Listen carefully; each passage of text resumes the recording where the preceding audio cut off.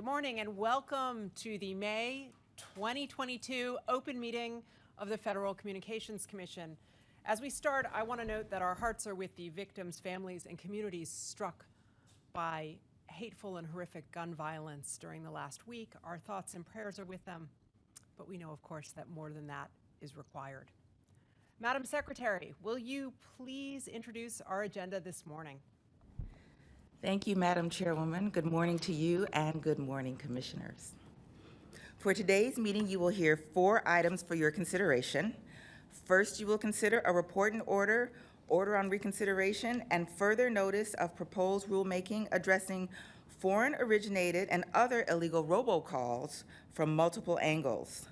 Second, you will consider a notice of proposed rulemaking seeking comment on a proposal by the ACAM Broadband Coalition to achieve widespread deployment of 120 Mbps broadband service throughout the rural areas served by carriers currently receiving alternative Connect America model support, and proposing targeted modifications to the Commission's rules to improve the efficiency and efficacy of the high-cost program. Third, you will consider a report and order that would update and streamline its rules, providing priority provision and restoration of service for national security and emergency response users. Fourth, you will consider a report and order to allow applicants proposing directional FM antennas the option of verifying the directional antenna pattern through computer modeling. Please note item 5, an enforcement matter listed on the Commission's May 11th Sunshine Notice, has been adopted by the Commission and deleted from today's agenda.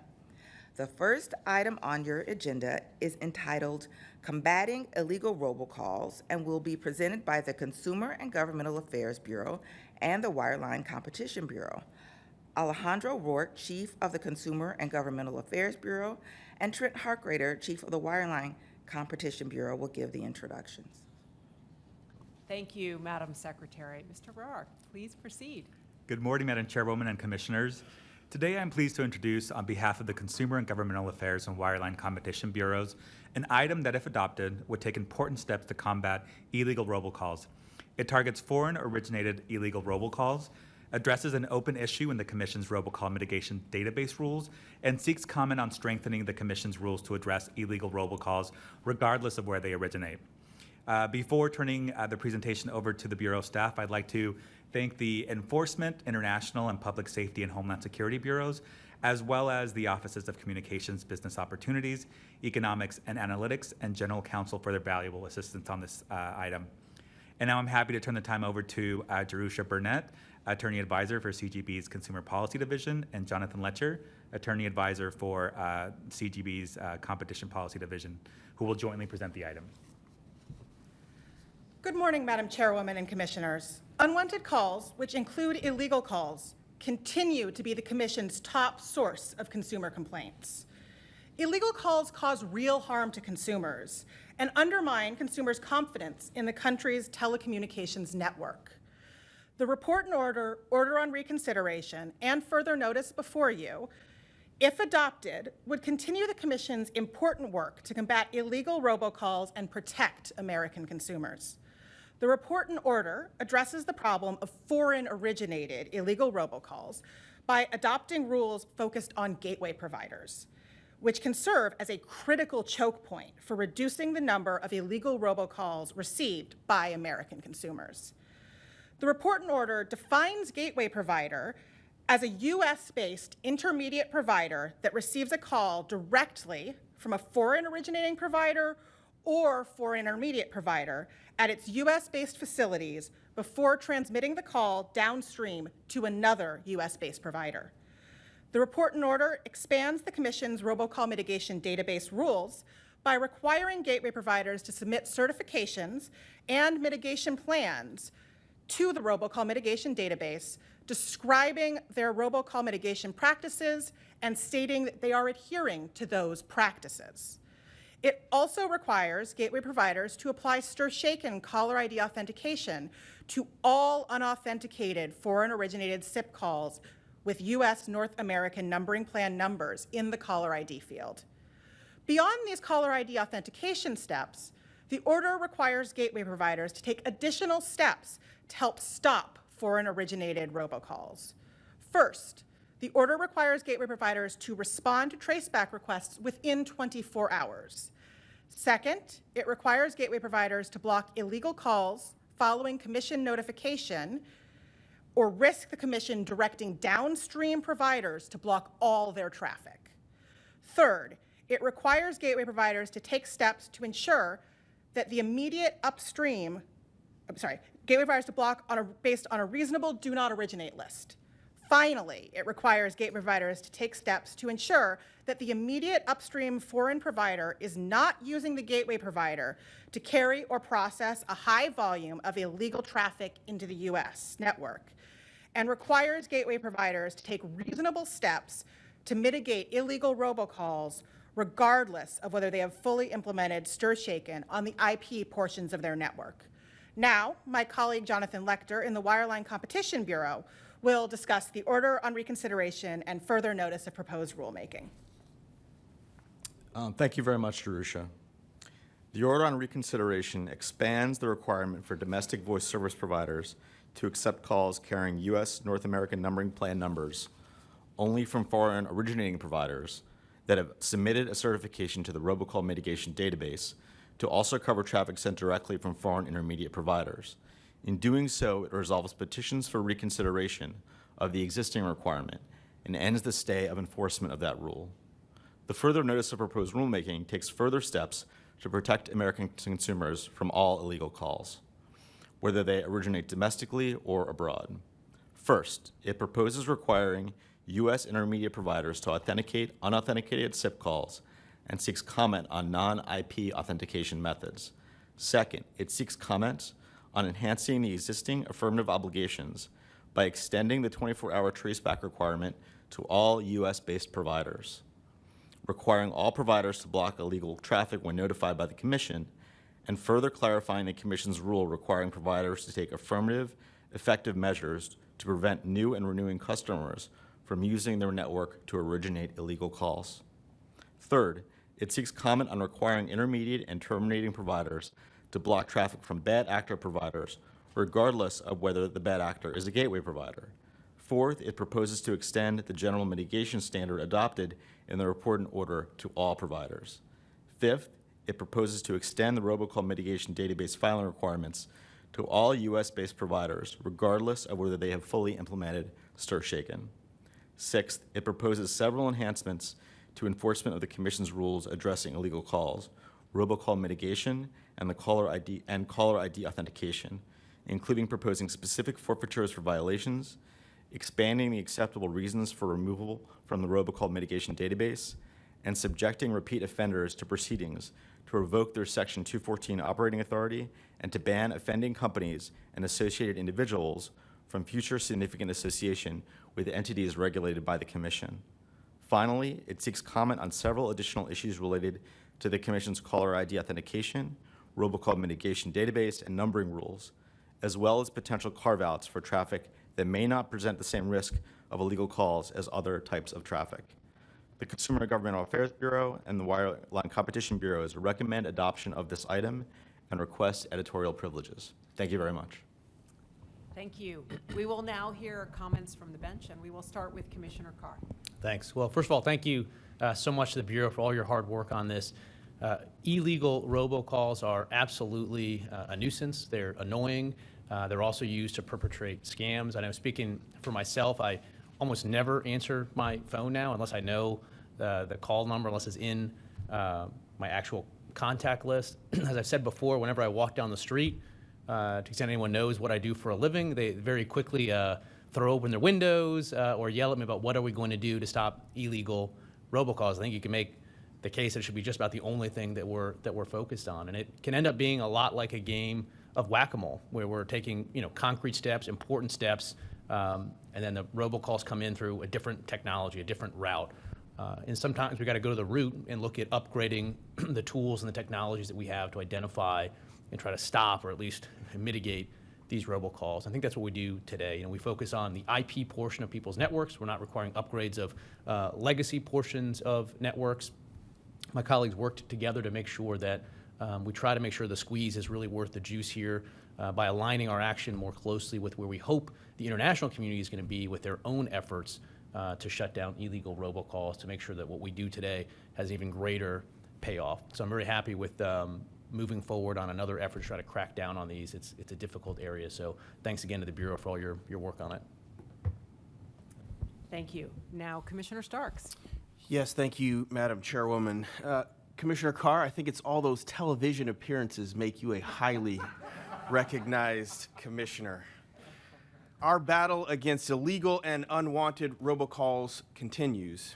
Robocalls continue to be the biggest source of complaints the Commission's received. So far this year, the Commission has received 43,800 robocall complaints. Now is not the time for us to take our foot off the gas because according to UMail, there were 3.9 billion robocalls placed last month.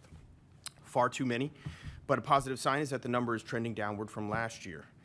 Thus, while we have taken great strides in partnership with industry to mitigate robocalls, more work remains. Today is another important step. The item adopts significant new requirements and also proposes to go further to stop robocalls before they reach us at work, at home, or of course on the move. The item takes robust steps to stop robocalls before they reach our domestic networks. Critically, gateway providers' networks are the point of entry for foreign-originated robocalls, which is where the vast majority of these robocalls originate. And so if we can make it more difficult for these illegal and unwanted calls to hit our networks, we will be much closer to winning our fight. So I support requiring gateway providers to apply STIR/SHAKEN caller ID authentication to unauthenticated foreign-originated SIP calls with U.S. numbers in the caller ID field. I also support requiring these providers to adopt robocall mitigation programs. Authenticating calls is a key part of STIR/SHAKEN, and this requirement will help close a loophole that bad actors consistently use. The item rightly identifies that while STIR/SHAKEN is effective alone, it's not enough. All carriers should be mitigating robocall traffic as well. I urge them, carriers that may not already be required to do so, to start now. At the same time, I recognize the significant efforts that these gateway providers and many providers in general have already taken. Many of these gateway providers are using a variety of tools, including analytics, robocall mitigation practices to help fight robocalls. I'm confident that with the added requirements from today, they will be even more effective at what they do. We also, of course, folks that know me know I always carry an enforcement angle with me through a policy lens, and so the importance of the enforcement of our rules. If we're not able to enforce our rules, we are fighting with one hand behind our back. So I support the requirement that gateway providers respond to traceback requests within 24 hours of such a request. I think this is integral that these providers be able to respond quickly. Also glad to support empowering the Enforcement Bureau to notify gateway providers of illegal traffic, and thereby requiring those gateway providers, and in some circumstances, providers immediately downstream in the call path to block not just the robocall traffic, but all calls from the identified provider. It's time for us to deploy all our tools in our enforcement authority. I'll also highlight that the further notice proposes to take additional steps that will bring us closer to regulatory symmetry for all providers, voice, gateway, and intermediaries. I'm also heartened to see a request in the further notice for comment on that if we identify a bad actor, it's time to make it harder for them to operate. If it's a repeat offender in particular, we should go even further. I look forward to seeing the record develop on how to strengthen our enforcement here, and appreciate the chairwoman and my colleagues accepting the request to lower the proposed attributable interest threshold that a repeat offender may own from 10% down to 5%. The point here is that if you're a repeat offender, you need to have your control and influence limited. So overall, this is a great step. I'm optimistic about our hard work today. Thank you, of course, to the team for their collective hard work here, and I will be approving. Thank you. Thank you. Commissioner Symington. Thank you. Unwanted robocalls are a scourge, and the FCC must work arm in arm with telephony providers to stop them. So I'm pleased to approve this item. I want to thank Bureau staff for their diligent efforts, and I especially want to thank the Office of the Chairwoman and other commissioners' offices for working with my own office to get through material edits that give industry the flexibility it needs to position internal resources toward the implementation of new authentication requirements while not unduly slowing anti-robocall efforts already underway at those providers. Thank you. Thank you, commissioners. Robocalls are aggravating. What's worse is when we crack down on these junk calls, the scam artists behind them find new ways to reach us. And increasingly, that means robocalls are coming from overseas. In fact, one study suggests that last year, as much as 2/3 of this stuff may now come from abroad. So today we get tough on international robocalls. That's because we need to cut these calls off before they reach our shores, our homes, and our phones. In practice, what this means is we are making gateway providers, the carriers that serve as the domestic entry point for calls from abroad, use stir-shaken call authentication technology, register in our robocall mitigation database, and comply with traceback requests from the FCC and law enforcement to help figure out where these junk calls are originating from overseas. These measures are going to help us tackle the growing number of international robocalls, because we can't have these scam artists multiplying abroad and hiding from our regulatory reach. We also can't have them hiding from our state counterparts. That's why I'm proud that today we are announcing we now have 36 state attorneys general who have signed a memorandum of understanding with the FCC to share resources and information to crack down on robocalls. This is progress. But we do need additional authority over robocalls to fight this scourge on all fronts. Last year, the Supreme Court narrowed the definition of autodialer in a case involving the Telephone Consumer Protection Act. It's kind of perverse because this decision leads to less consumer protection from these annoying calls. We need help from Congress to fix that. We also need more tools from Congress to catch those behind these calls, including the ability to go to court directly and collect fines against these bad actors, each and every one of them. Thank you to the robocall response team for their efforts on gateway providers, including Jerusha Burnett, Aaron Garza, Alejandro Roark, Karen Schroeder, Mark Stone, and Christy Thornton from the Consumer and Governmental Affairs Bureau, Lisa Gelb, Daniel Stepsanovich, Christy Thompson and Lisa Zana from the Enforcement Bureau, Kimberly Cook and Jim Schlichting from the International Bureau, Belford Lawson, Maura McGowan, and Joy Ragsdale from the Office of Communications Business Opportunities, Eugene Kiselev, Virginia Metallo, Mark Montano, Chuck Needy, Michelle Schaefer, and Emily Talaga from the Office of Economics and Analytics, Valerie Hill, Richard Mallon, Linda Oliver, William Richardson, and Jarek Dio from the Office of General Counsel, Kathy Williams from the Office of Managing Director, Kenneth Carlberg and David Firth from the Public Safety and Homeland Security Bureau, and Pam Arlick, Allison Baker, Michelle Burlove, Matt Collins, Megan Capasso-Danner, Elizabeth Drugula, Jesse Goodwin, Trent Harkrader, Jonathan Lecter, Zach Ross, and John Viklowski from the Wireline Competition Bureau. And with that, we will proceed to a vote on the item. Commissioner Carr. Approve. Commissioner Starks. Approve. Commissioner Symington. Approve. The chair votes aye. The item is adopted with editorial privileges as requested. Madam Secretary, please announce the next item on today's agenda. Madam Chairwoman and Commissioners, item 2 on your agenda is entitled Expanding Broadband Service Through the ACAM Program and will be presented by the Wireline Competition Bureau. Trent Harkrader, Chief of the Bureau, will give the introduction. Thank you, Madam Secretary. Mr. Harkrader, please proceed. Good morning, Madam Chairwoman and Commissioners. The Wireline Competition Bureau is pleased to present for your consideration a notice of proposed rulemaking regarding the future of the alternative Connect America cost model programs and other improvements to the high-cost universal service program. I'd like to thank the Bureau team, of course, for their hard work on this item, as well as our colleagues in the Offices of Economics and Analytics, the Office of Native Affairs and Policy, and of course, the Office of General Counsel. Very helpful input. Joining me at the table from the Wireline Competition Bureau is my longtime friend, Ted Burmeister, Special Counsel in the Telecommunications Access and Policy Division. Over to you, Ted. Good morning, Madam Chairwoman and Commissioners.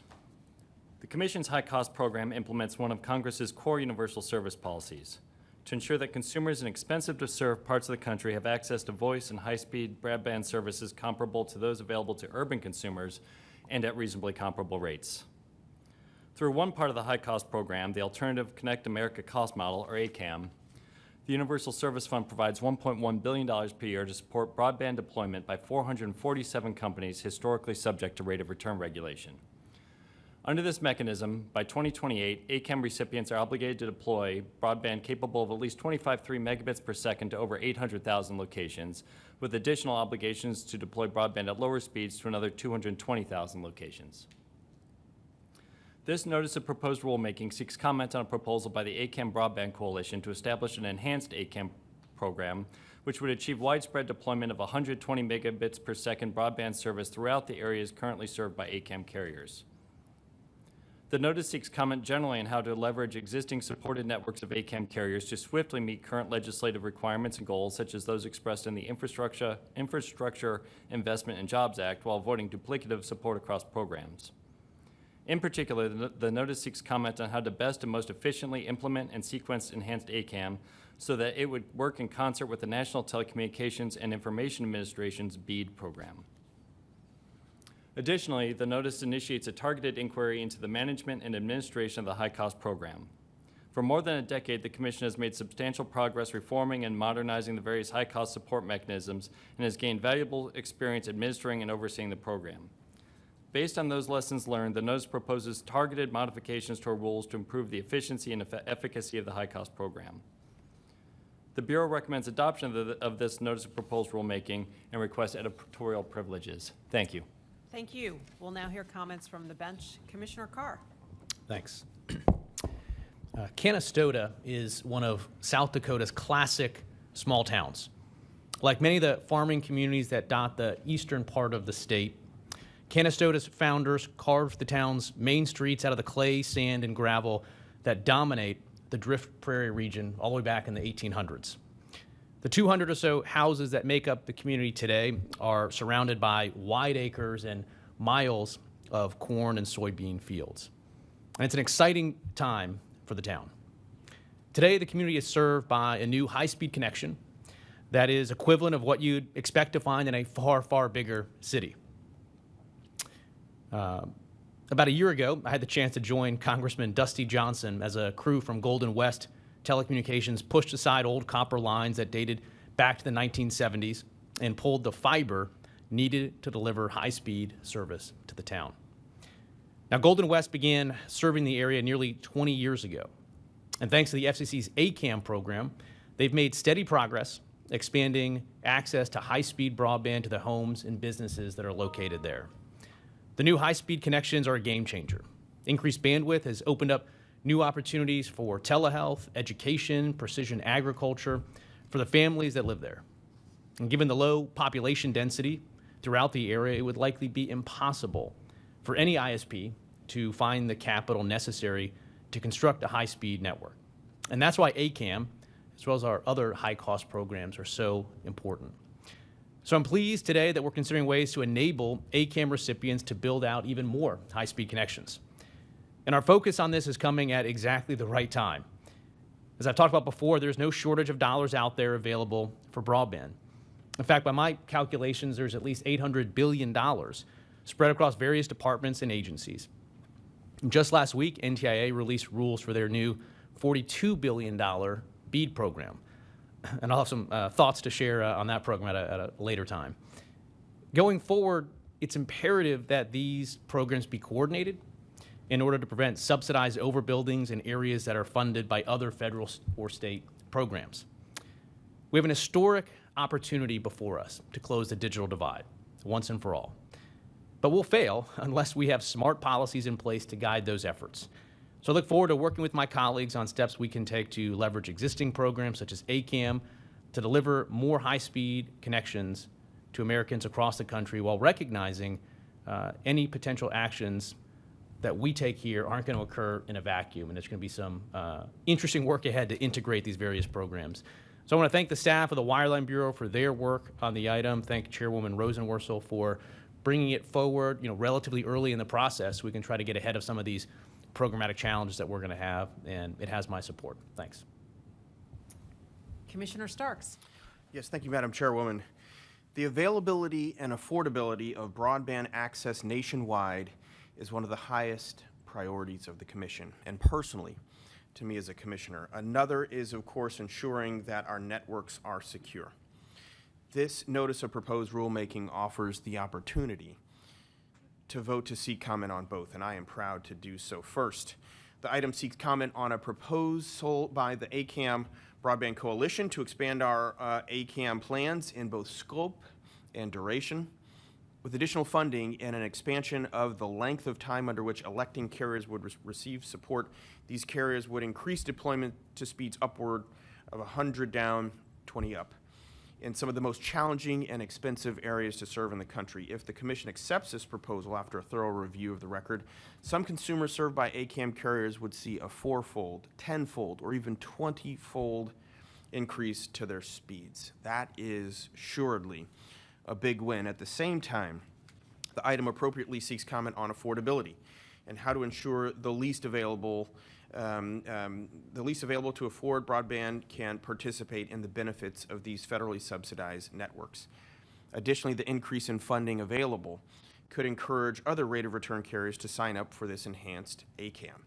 Moving carriers from legacy support model has been a Commission goal, and I support that. This is a fitting time to discuss the future of ACAM. As we've heard, NTI only days ago released its Notice of Funding Opportunity, NOFO, for those in the business here, for their $42 billion BEAD program. It is instructive, in particular, on our expectations for future build-outs. Specifically, one place where I look forward to understanding further after reviewing the record that develops is the alignment between the short BEAD build-out window and the proposed time frame submitted by these ACAM providers. More holistically, our notice appropriately seeks comment on how our ACAM program can complement BEAD, and I look forward to that record as well and seeing how these programs can truly work together. It is critical that any ACAM expansion have an eye on BEAD, because one thing, of course, that can't happen is for ACAM or BEAD to overbuild or waste. I take our role as steward of the Universal Service Fund seriously, and we must ensure that this once-in-a-lifetime federal support is used to deliver broadband at competitive speeds in places where it has so far been lacking. Second, networks that are subsidized and built with federal funds must be secure.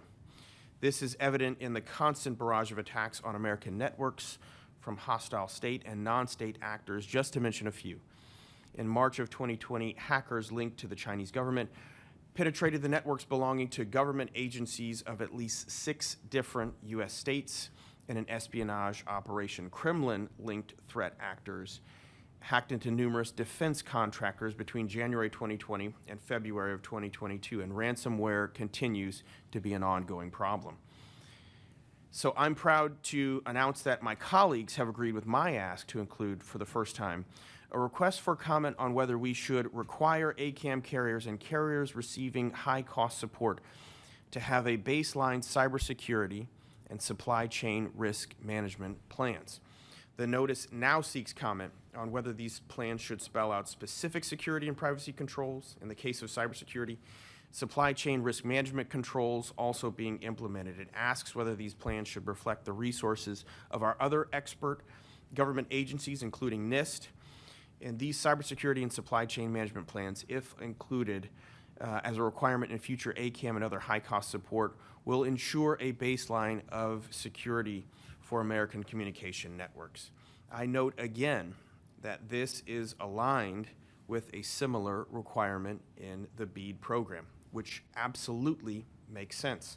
Because as we seek comment on how the two programs can support each other, it is imperative for us to ensure that FCC-funded networks are equally as secure from other portions of the federal government.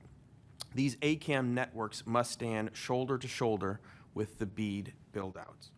And so I fully expect moving forward, as the Commission reviews and supports broadband build-outs such as the high-cost program, these cybersecurity and supply chain risk management baseline requirements will be fundamental to our consideration. I'm excited for the Commission to take this initial step. I thank the Chairwoman for agreeing to these additions and for her leadership in continuing to protect our networks more generally, and of course, the support of my fellow commissioners as well. Thank you to the staff as well for the very hard work on this. This is a very technical place that we all operate in, and it has my full support. Thank you. Commissioner Symington. Thank you. I'm glad that we're looking at our high-cost programs and asking about updating them for the future. Hundreds of internet service providers across the country rely on these programs to provide internet connectivity to consumers in expensive and difficult-to-serve areas. This item would update our ACAM program to align it with the speed targets that Congress set for the BEAD program, which is set to become the primary source of high-cost funds this decade. While this item is specifically about a further iteration of a single one of our high-cost programs, I encourage commenters to think bigger than that. Congress's decision to have NTIA administer over $40 billion in grants for broadband deployments is not just a footnote to this proceeding. And neither should the evolving technological landscape for the delivery of broadband service be. That the FCC will not be the primary funder of high-cost deployments, and that for the first time ever, satellite-based providers will be in a position to compete with more traditional rural ISPs across the country, should be reflected in our high-cost programs going forward. If we don't evaluate further efforts in light of these changed facts, we would be failing to deliver the most value for rural consumers and for the taxpayer. Sincere thanks to the staff for their hard work on this, and I'll be happy to support this. Thank you, commissioners. We're on a mission to connect everyone, everywhere in this country to high-speed broadband. We've got new tools to do it, courtesy of new laws like the Infrastructure Investment and Jobs Act and new initiatives like the Broadband Equity Access and Deployment Program. But the old tools matter too. One of the most consequential you'll find is in Section 254 of the Communications Act. It charges the FCC with supporting communications networks in rural, insular, and high-cost areas. A lot turns on that phrase. It's the foundation of FCC universal service programs that help deliver communication services to remote communities across the country. And that brings us to the Alternative Connect America cost model, better known in these halls as ACAM. This is a universal service program that the FCC developed for rate of return carriers serving high-cost and hard-to-reach areas.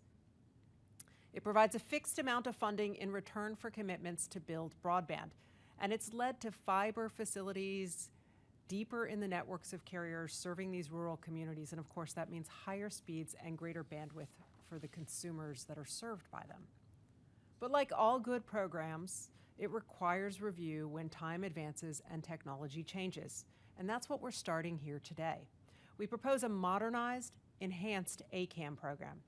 That means raising deployment obligations to 100 megabits down and 20 megabits up.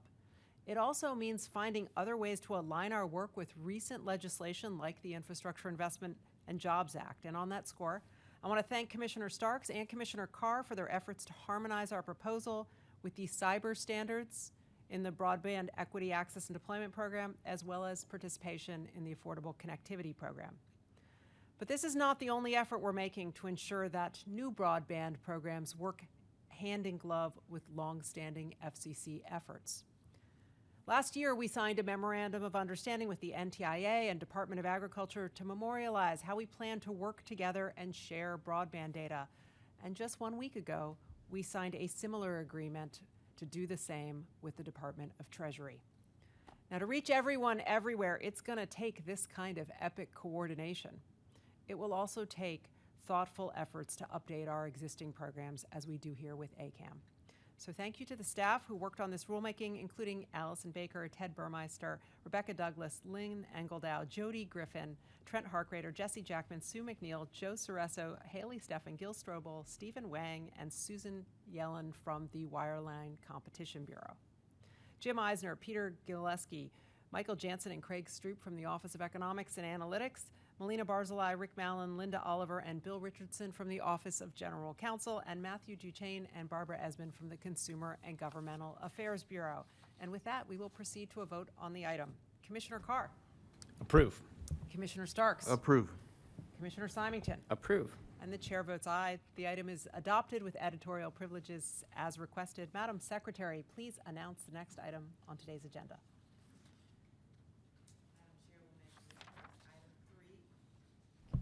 on your agenda is entitled Modernizing Priority Services for National Security and Emergency Response and will be presented by the Public Safety and Homeland Security Bureau. Deborah Jordan, Chief of the Bureau, will give the introduction.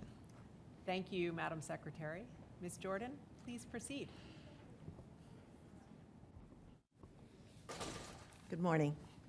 Good morning, Chairwoman Rosenworcel and Commissioners. We're pleased to present for your consideration a report and order that updates the Commission rules for priority services programs.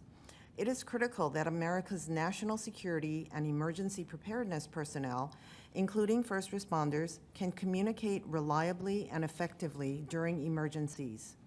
To address this need, priority service programs enable commercial service providers to offer emergency personnel priority access to their networks. These programs also offer emergency personnel priority service provisioning and restoration during emergencies. This in turn enhances the ability of emergency personnel to communicate and coordinate critical life-saving response and recovery operation during periods of network congestion, thus promoting national security and public safety.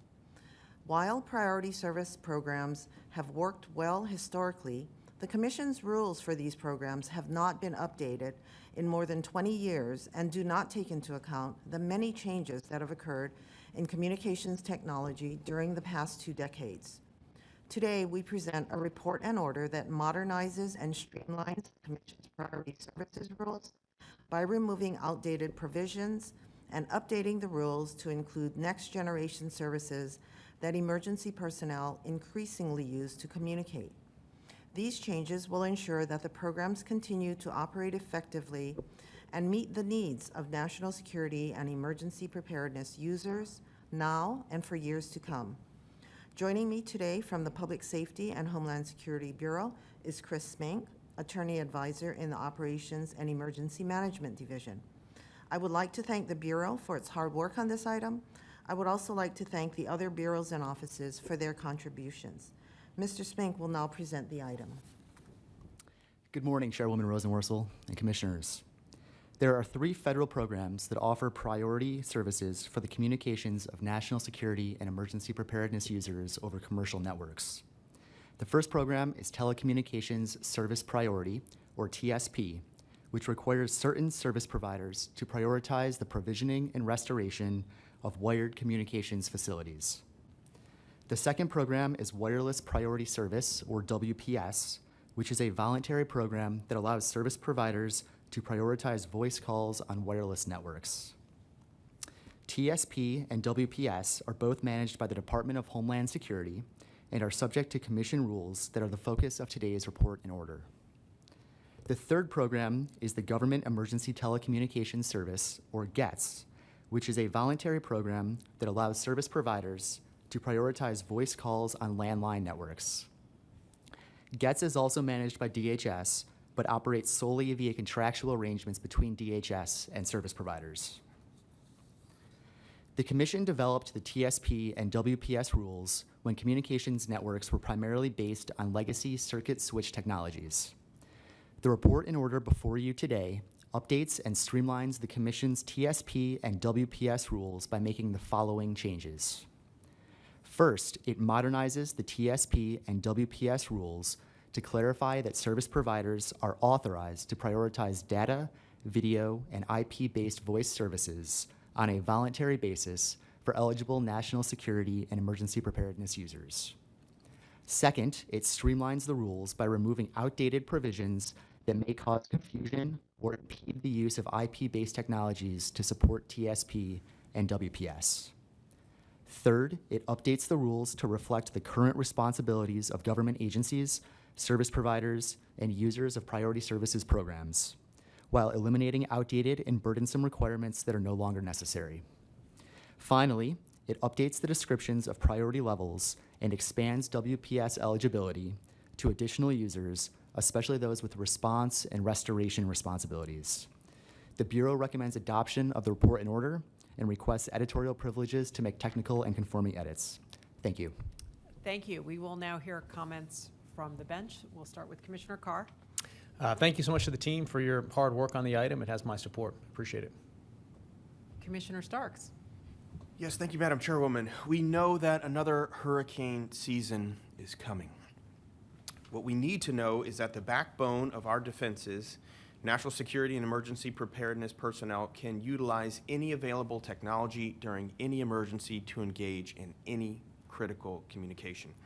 Today's decision brings us closer to that goal. It modernizes the FCC's priority service rules to reflect changes that have occurred in communications technology and the services administrative framework since the Commission really first enacted these rules. That item updates our rules to cover next generation communications technology, voice, data, and video communications. It prioritizes critical communications regardless of network congestion, which tends to be highest, of course, when disaster strikes.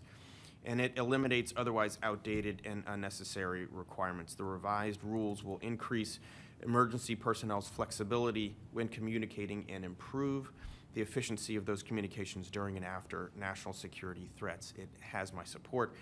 When disaster strikes, the nation must work together to mitigate the damage and recover quickly. The item highlights the FCC together with DHS and other agencies as a vital partner in safeguarding our nation during these times of crisis and ensuring effective disaster recovery. I look forward to continuing the hard work in this area. Thank you, of course, to the Bureau for the hard work. Commissioner Symington. Thank you. I'm happy to support this item updating the rules for the various priority service programs that the FCC plays a role in governing. It's been 2 decades since these rules were initially adopted, and a lot has happened in those 2 decades. Not only have circuit-switched voice networks given way to IP-based phone networks, but an increased number of vital services are offered as over-the-top internet applications instead of as dedicated traditional voice service. The result of this order should be to give service providers confidence that emergency priority services do not conflict with any common carriage obligations that they may be subject to. The order should also make clear which government bodies and agencies are responsible for various aspects of the program. Thanks to the staff for their hard work on this very thorough item. If you doubt that there is such a thing as a perfect storm, go to Santa Fe and head to the mountains. You'll see a smoky haze in the air and one blackened ridge after another where fires have ravaged the national forest. In New Mexico, the combination of a record heat wave, long-term drought, and relentlessly high winds have fanned what is now officially the state's largest recorded wildfire in history, the massive Calf Canyon Hermit's Peak fire. As of Monday, it's already spanned more than 298,000 acres. But of course, the fire damage is expected to remain high for the rest of summer. So let's face it, wildfires like this one are transforming the landscape. And during the last 10 years, we've seen more than 60 wildfires over 100,000 acres in size in the United States. These largely western fires are moving faster, burning hotter, and proving harder to manage than ever before. They can wreak havoc on everything they encounter, including our communications networks. And when that happens, first responders are unable to access the information they need to do their jobs, and people in affected areas can't call 911, reach out for help, and alert their loved ones when they are safe. We need clear plans to restore public safety communications when disasters like these strike. With wildfires increasing, hurricane season around the bend, and other natural disasters likely to visit us in the future, the time to update these plans is now. That's what we do today in this decision to modernize priority communications services. The Federal Communications Commission offers a suite of priority communication services to support national security and public safety communications during disaster. We do this in partnership with the Department of Homeland Security. And these services include the Government Emergency Telecommunications Service, which provides priority calling for certain public safety users when landline networks are congested. The Wireless Priority Service, which provides priority calling when cellular networks are congested. And the Telecommunications Service Priority, which prioritizes how we install and restore critical data and voice communications. When networks are down and emergency communications need to go through, these services make a real difference.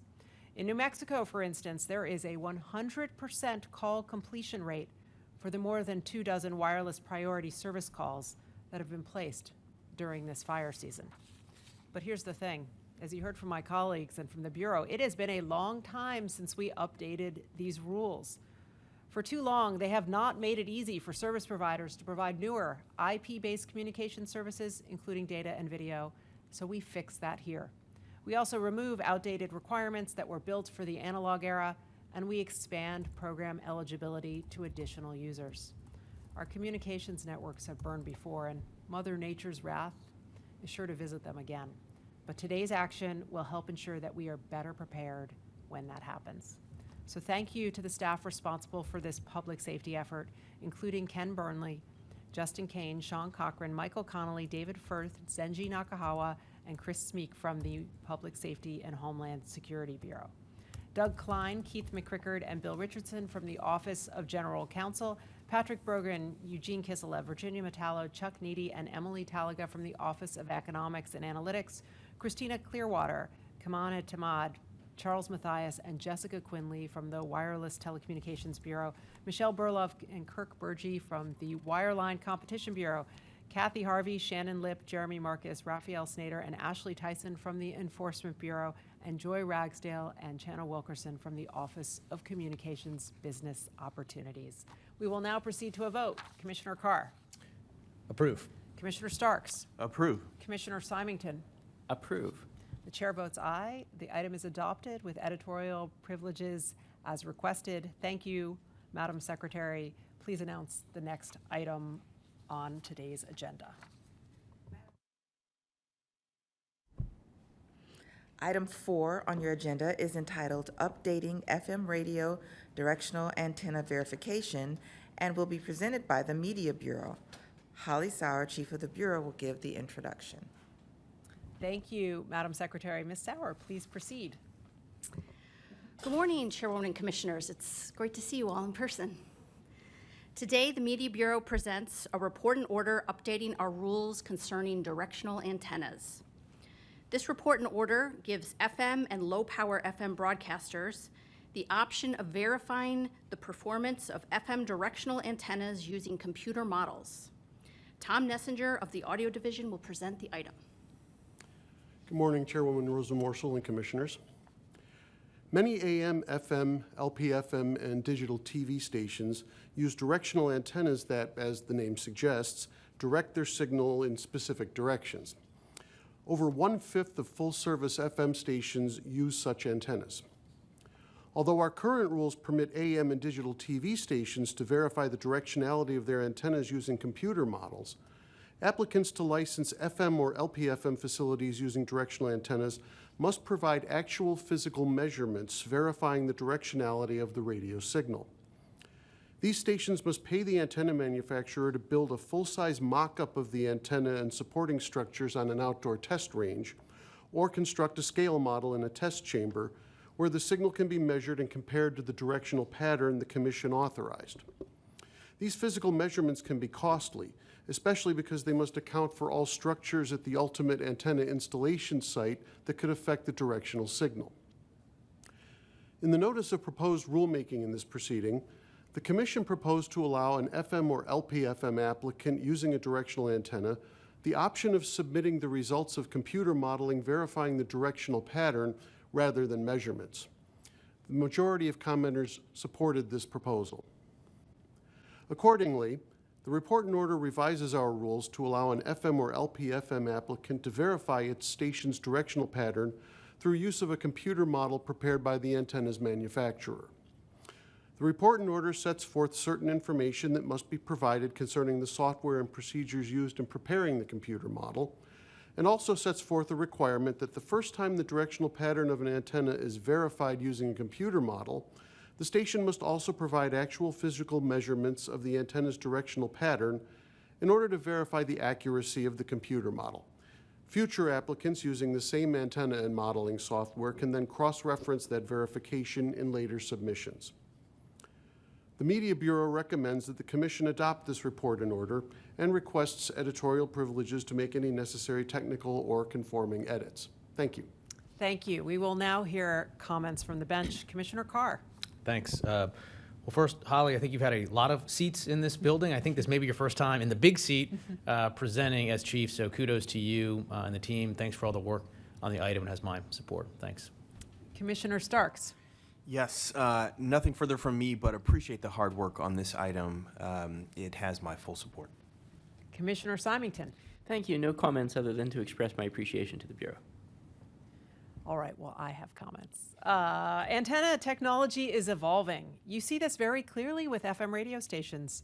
Right now, more than 1/5 of our FM radio stations use directional antennas. And as we've heard, these antennas increase the operating power of a station in a specific direction while still respecting the interference ratios that are essential for the shared use of these airwaves. This is smart and spectrally efficient. But our rules governing these antennas need an upgrade. That's because unlike other broadcast services, FM stations choosing to use directional antennas are required to provide signal measurements from physical antenna mock-ups. With high-quality computer modeling tools now available, this policy no longer makes sense. A group of broadcasting stakeholders brought this to our attention last fall. We started a rulemaking to address this discrepancy. We took a close look at the record and the need to incorporate evolving technologies into our policies. As a result, today we adopt an order to allow FM broadcasters to submit verified computer models for directional antennas, like their AM and television broadcasting counterparts. I want to thank the agency staff that worked on this effort, including Holly Sauer, Tom Horan, Elle Schundiner, Jim Bradshaw, Lisa Scanlon, and Tom Nessinger from the Media Bureau. Michelle Schaefer from the Office of Economics and Analytics, Susan Aaron and David Konskow from the Office of General Counsel, and Belford Lawson from the Office of Communications Business Opportunities. And with that, we will proceed to a vote on the item. Commissioner Carr. Approve. Commissioner Starks. Approve. Commissioner Symington. Approve. The chair votes aye. The item is adopted with editorial privileges as requested. And with that, I will ask if any of my colleagues have any announcements that they want to make at this time. We'll start with Commissioner Carr.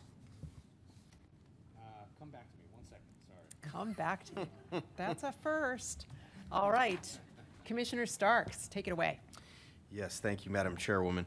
Earlier this month, as many of you know, my Chief of Staff, Bill Davenport, who I have no doubt is watching amongst the millions here at home, departed. Tens of millions. Tens of millions. Thank you. And will be very much missed. He has been, in every sense, a great chief of staff and somebody who's been a trusted advisor to me. Today, I want to thank, of course, George Laris for taking time away from his role in the Wireless Bureau to help my office during the transition. Stand up, George. We're in person here. Truly. George has been great in his service in my office. Superlatives for the hard work, for the diligence, for the thoughtful advice that you have given me over the last couple of weeks, George. And that as well, I'd like to introduce Shiva Goyal, who is my new wireless stand-up, Shiva, yeah, who is joining my office. I've previously announced this with an announcement. He joins us. He was formerly a partner at Harris Wilshire. He started last week, and looking forward, of course, to working with all of you. That's it for me. Commissioner Symington, any announcements? No announcements. Thank you. All right, you're on, Commissioner. I'm now ready. So we're saying adios to our intern for the semester, Michael Hadley. We really appreciated everything that he did. I don't think he's here today in person. In fact, he maybe never came here in person, but nonetheless, we really appreciated his work. He's a military veteran now. He's a graduating law student from my alma mater, Catholic University of America. He'll be taking the Virginia bar. Good luck. I bailed and did the Maryland bar. I thought it'd be easier to pass than Virginia, but he's more brave than me. Following that, he'll be looking to work at the intersection of law, technology, hopefully here in D.C., so we wish him luck on that. I'm reliably informed that his internships during law school was really the highlight of his time there, and we wish him all the best on the bar and his future endeavors. Thank you. First of all, thank you to everyone who's here today, and I mean that in the most literal sense. We have more people in this room working together in person than at any other time in this building. I'm grateful for the FCC staff and your willingness to join us in person today. I also want to point out that Scott Marshall is retiring from the Commission's Consumer and Governmental Affairs Bureau. For 22 years, and that would be since the turn of the millennium, he has been the steady hand guiding the Commission's Consumer Advisory Committee as its designated federal officer. The Consumer Advisory Committee has produced a remarkable body of work, thanks in large measure to Scott and his dedication. So Scott, on behalf of the Commission and the Bureau, thank you for your service to the Commission for all these years. Madam Secretary, will you announce the next meeting of the Federal Communications Commission? The next agenda meeting of the Federal Communications Commission is Wednesday, June 8th, 2022. Until then, we stand adjourned.